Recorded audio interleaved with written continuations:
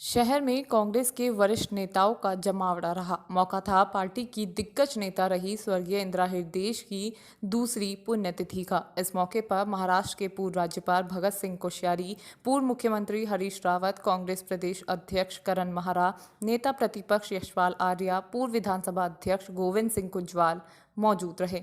इंदिरा हृदयेश की पुण्यतिथि पर उत्तराखंड के नेताओं ने दलगत राजनीति से उठकर ये संदेश दिया कि भले ही राजनीतिक फ्रंट अलग हो, लेकिन सुख दुख में वो साथ हैं। इस दौरान भगत सिंह कोश्यारी ने कहा कि स्वर्गीय इंदिरा हृदयेश के साथ उनकी कई यादें जुड़ी हुई हैं। हकीकत तो ये है कि इंदिरा हृदयेश ने हमेशा दलगत राजनीति से उठकर राज्य के विकास के लिए काम किया। आज इंदिरा जी का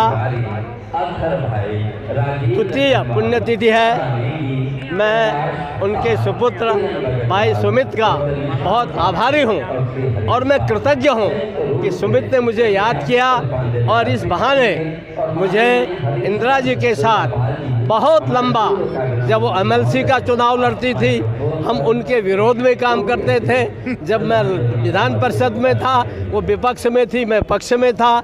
ऐसे ही हम जब विधानसभा में गए मैं पक्ष में था, वो विपक्ष में थी। लेकिन ये कभी ऐसा नहीं लगा उनके साथ कि हम पक्ष और विपक्ष में हैं। एक प्रकार से हमारा उनका संबंध न केवल भाईचारे का था बल्कि उससे भी आगे बढ़ कर के था। और मैं कह सकता हूँ कि इंदिरा जी से बहुत कुछ सीखने के लिए है। और हमारी अगली पीढ़ी जितना वो अध्ययन करती थी, जितना वो मनन करती थी और जितनी बोल्डली वो काम करती थी, मुझे लगता है कि हमारे आज के राजनेताओं को इसी प्रकार से उनसे उस अध्ययन की वृत्ति सीखनी चाहिए। उतनी बोल्डनेस से काम करना उनको आना चाहिए। अधिकारियों से कैसे काम कराया जाता है ये सीखना चाहिए। ये मुझे आज इस अवसर पर उनकी बहुत कमी मुझे खलती है, लेकिन चूँकि ईश्वर का विधान है वो नहीं है, मैं उनको अपनी श्रद्धांजलि अर्पित करता हूँ। कांग्रेस के प्रदेश अध्यक्ष करण महारा ने कहा कि इंदिरा हृदयेश एक विजनरी पर्सनैलिटी थी। उन्होंने हमेशा राज्य के गांव के विकास के लिए कार्य योजना बनाई। करण महारा ने कहा कि आज हमें ज़रूरत है कि हम इंदिरा हृदयेश के अधूरे सपनों को पूरा करें और उसे आगे बढ़ाने का काम करें। देखिए, मैं ही नहीं रहा, मेरे पिताजी भी उनके सहयोगी रहे और अब मैं भी उनके साथ सहयोगी रहा। एक विजनरी पर्सनालिटी के रूप में मैं उनको देखता हूँ और स्पष्टवादी थी, ज्ञान की भंडार थी और उनका अनुभव किसी की बराबरी नहीं कर सकता। पहला शख्स मैंने देखा था अपने जीवन में जो हाउस में, सदन में ये कहता था कि सदन केवल परंपराओं और से नहीं चलता, ना ही केवल नियम से चलता है। सदन परंपरा और नियम से चलता है, ये बात को बार बार कहती थी और उसको स्थापित भी करती थी और स्पष्टवादी थी। आप हल्द्वानी का पुराना स्वरूप देखिए और इंदिरा जी के मंत्री बनने का हल्द्वानी देखिए, ज़मीन और आसमान का फ़र्क है। ये एक विजनरी व्यक्तित्व का परिचायक है।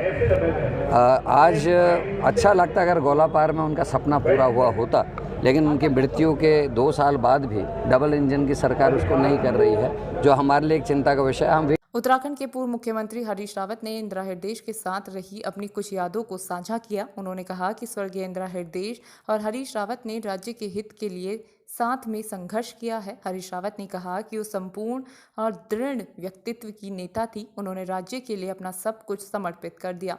हमारी उनके साथ बहुत संघर्षपूर्ण यादें रही, मिल करके संघर्ष किया। 2000 में मिल करके वो लीडर अपोजिशन थी, मैं पीसीसी प्रेसिडेंट था और एक विधायक थे। एक विधायक से सरकार बनाने तक की यात्रा में हम साथ साथ चले और उसके बाद के क्रम में 2012 से निरंतर हमने प्रचार अभियान साथ साथ चलाया और फिर सरकार में साथ रहे, काम किया। वो एक संपूर्ण व्यक्तित्व थी, एक समर्पित व्यक्तित्व थी और बड़ी दृढ़ व्यक्ति थी जो है।